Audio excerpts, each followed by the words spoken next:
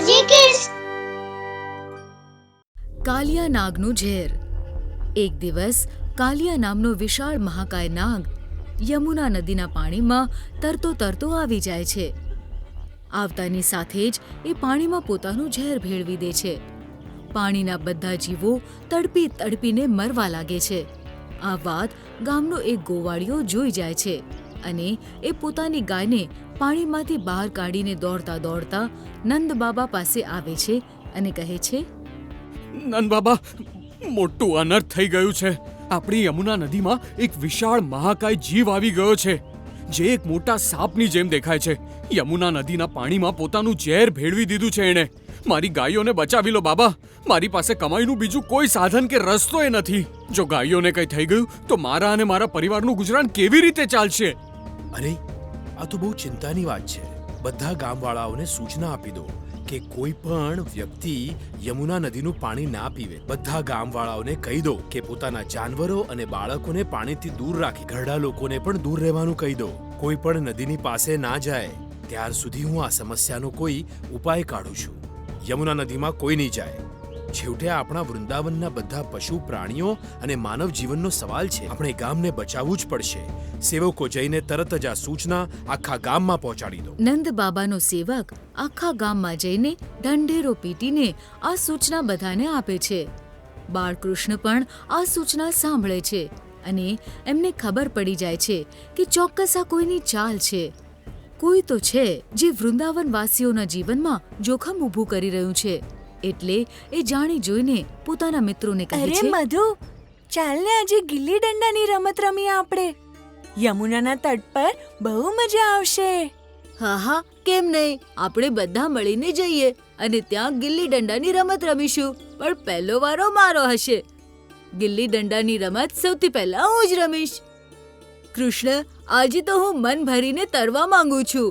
હું તારી સાથે ગિલ્લી દંડો તો રમીશ જ, પણ મારી એક શરત પણ છે કે આ રમત પતી ગયા પછી હું મન ભરીને તરવા માંગુ છું યમુનાના પાણીમાં. જો મંજૂર હોય તો જ હું તમારી સાથે આવીશ. હા બાબા હા, મને તમારા બધા મિત્રોની શરત મંજૂર છે. પહેલા ચાલો તો ખરા, આપણને ગિલ્લી દંડાની રમત રમવામાં મોડું થઈ રહ્યું છે. ઉભો રે કૃષ્ણ, તે સૂચના નથી સાંભળી કે નદીમાં એક વિશાળ જીવ આવ્યો છે, જેણે આવતા જ પાણીમાં પોતાનું ઝેર ભેળવી દીધું છે. યમુના નદીના કિનારે જવું બહુ જોખમી છે કાન્હા. નંદ બાબા આપણા પર ગુસ્સો કરશે. આપણે ત્યાં ન જવું જોઈએ. કૃષ્ણ મધુની તરફ ઇશારો કરીને કહે છે, શું સૂચના? મેં તો આવી કોઈ સૂચના નથી સાંભળી. મધુ, શું તે કોઈ સૂચના સાંભળી છે? કૃષ્ણ જાણી જોઈને સૂચના ના સાંભળવાનું નાટક કરે છે અને બલરામને પણ યમુનાના તટ પર જવા માટે મનાવી લે છે. બધા મિત્રો મળીને યમુનાના તટ પર જાય છે. ગિલ્લી દંડાની રમત શરૂ થઈ જાય છે. કૃષ્ણનો મિત્ર દંડાથી ગિલ્લીને મારે છે. કૃષ્ણનો વારો આવે છે. જોજો, સૌથી ઊંચી ગિલ્લી તો મારી જશે.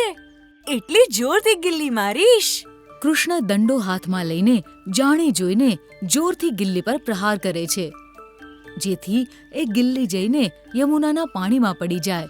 અને એમ જ થાય છે. ગિલ્લી જઈને યમુનાના પાણીમાં પડી જાય છે.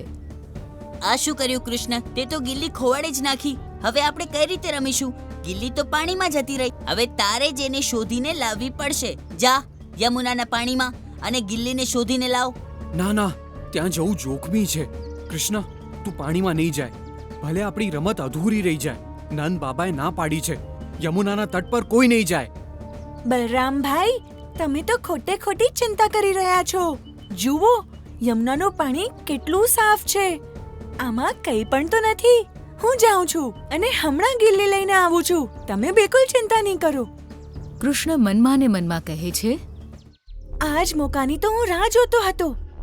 જો હું સીધી સીધી પાણીમાં જવાની વાત કરત તો મને બધા રોકી દેત અને કાલિયાનો મુકાબલો હું ન કરી શકત.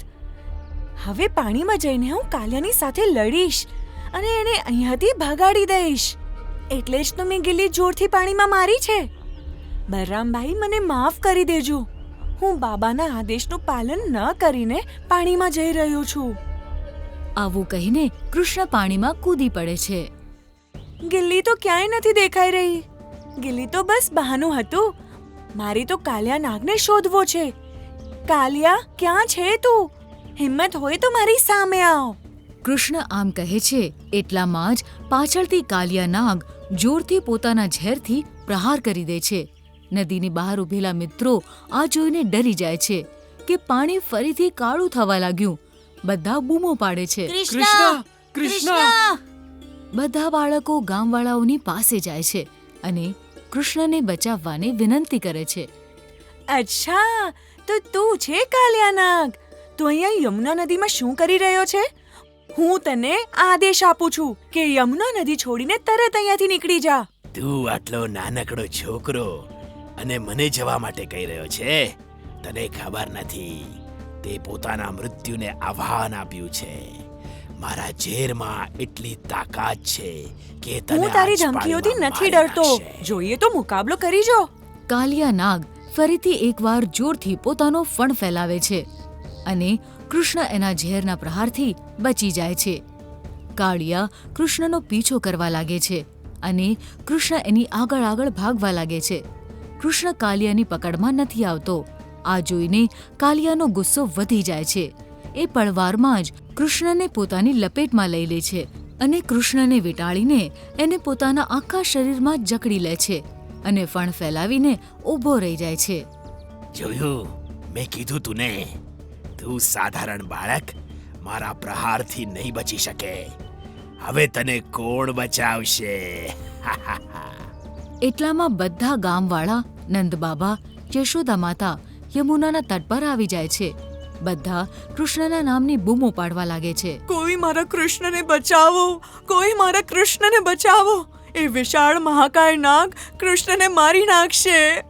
મેં બધાને કીધું હતું ને કે કોઈ પણ બાળકો, મોટા, ઘરડા યમુના નદીના કિનારે નહીં આવે. કૃષ્ણ પાણીમાં ગયો જ કેવી રીતે? બાબા, અમે તો ગિલ્લી દંડો રમવા ગયા હતા અને કૃષ્ણએ ગિલ્લીને પાણીની તરફ ફેંકી અને પછી એ નદીમાં કૂદી ગયો ગિલ્લી કાઢવા માટે.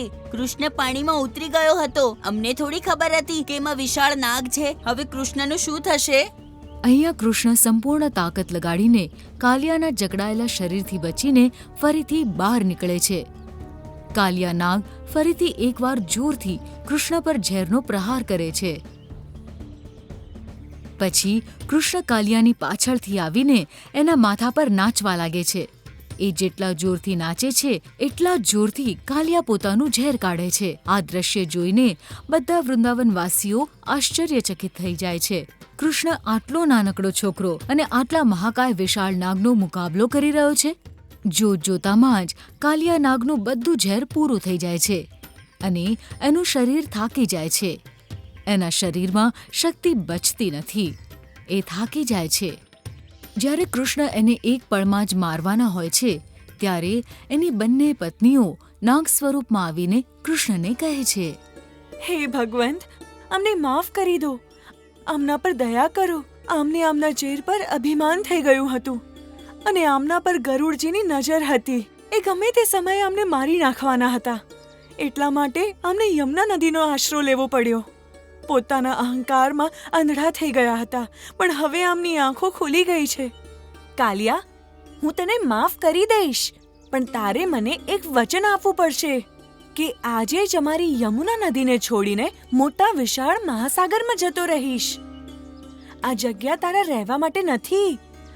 આ પશુ પક્ષી પ્રાણીઓ માટે છે, વૃંદાવનવાસીઓ માટે છે. અને વૃંદાવનવાસીઓ માટે તારું અહીંયા રહેવું યોગ્ય નથી. આ મારો આદેશ છે કે તું આ નદી છોડીને મહાસાગરમાં જતો રહે. ભગવાન, અમે સાગરમાં તો જતા રહીશું, પણ એ ગરુડથી અમને કોણ બચાવશે? એ વિશાળ મહાસાગરમાં આમની રક્ષા કોણ કરશે? આમનું તો ઝેર પણ પૂરું થઈ ગયું છે. આ પોતાની રક્ષા કેવી રીતે કરશે? એની ચિંતા તમે નહીં કરો. જ્યારે જ્યારે ગરુડ આના પર આક્રમણ કરવા આવશે, આના માથા પર મારા પગના નિશાન જોઈને પાછળ હટી જશે. એ ત્યાર સુધી આના પર હુમલો નહીં કરી શકે જ્યાર સુધી મારા પગના નિશાન આના માથા પર છે. કૃષ્ણના આમ કહેતા જ વિશાળ મહાકાય કાલિય નાગ અને એની બંને પત્નીઓ યમુના નદી છોડીને વિશાળ મહાસાગરમાં જતા રહે છે. બધા મિત્રો કૃષ્ણનો જય જયકાર કરે છે. યમુનાનું પાણી શુદ્ધ થઈ જાય છે. બધા લોકો ફરીથી પ્રસન્ન થઈ જાય છે. આની સાથે જ કૃષ્ણને કારણે આખું વૃંદાવન ફરી એકવાર સુખી થઈ જાય છે. આ વાર્તામાંથી આપણને બોધ મળે છે કે જ્યાં ભગવાન જાતે વસે છે ત્યાં ખરાબ શક્તિઓનો વાસ ક્યારેય નથી હોઈ શકતો.